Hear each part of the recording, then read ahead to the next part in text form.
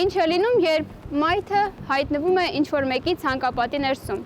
Մարդիկ անհոգ կամ մտահոգ քայլում են, հետո ճանապարհի մեջտեղում հայտնվում են ցանկապատի դիմաց։ Մենք հիմա Երևանի կենտրոնում ենք, Մհեր Մկրտչյան և Դեղատան փողոցների խաչմերուկում։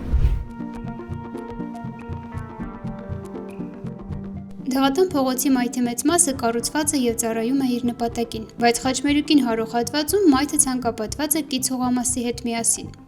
Մինչև այս տարվա հունվարի 15-ը այս ցանկապատի ներսում էր հայտնվել նույնիսկ սյունը, որը նախատեսված էր էլեկտրական լարերի, տեսահսկող սարքերի և ճանապարհային նշանների համար։ Սյունը ավելի ուշ հանել են։ Հետքը պարզել է, թե ինչպես է մայթի մի մասը կից փոքրիկ հողակտորի հետ միասին սեփականաշնորհվել։ Ցանկապատված հողամասի սեփականատերը Սուրեն Արծվունին է։ Նա այն գնել է 2003 թվականին Համազազբ Գրիգորյանից։ Վերջինս այն ձեռք է բերել դատարանի վճռով գնման նախապատվության իրավունք ձեռք բերելու շնորհիվ։ Սակայն այս իրավունքը ստանալուց հետո Երևանի համայնքապետարանի հետ առք ու վաճառքի պայմանագիր չի կնքվել, այլ հարկադիր կատարումն ապահովող ծառայության գրության հիման վրա կադաստրում գրանցվել է Համազազբ Գրիգորյանի սեփականության իրավունքը։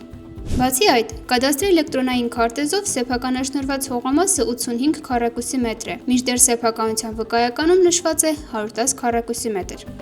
Ավելին, այս տարածքը դեռ 2004 թվականին ճանաչվել էր հանրային գերակաշահ։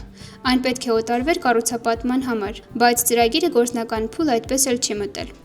Տարածքի բնակիչների խոսքով տարիներ շարունակ այս հողամասը օգտագործվել է որպես վճարովի ավտոկայանատեղի։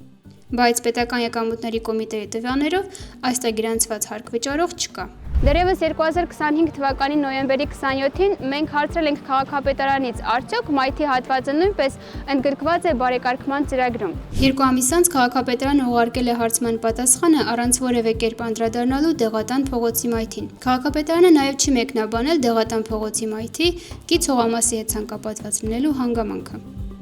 Մենք փորձեցինք կապ հաստատել տարածքի սեփականատիրոջ հետ, իմանալու թե ինչ հիմքով է փողոցի մայթը դարձել իր սեփականությունը, ինչպես նաև պարզելու արդյոք հողամասը գնելուց առաջ տեղազննում արել է թե ոչ։ Սուրեն Արծվունին մինչ այս տեսանյութի հրապարակումը չի արձագանքել մեր նամակին։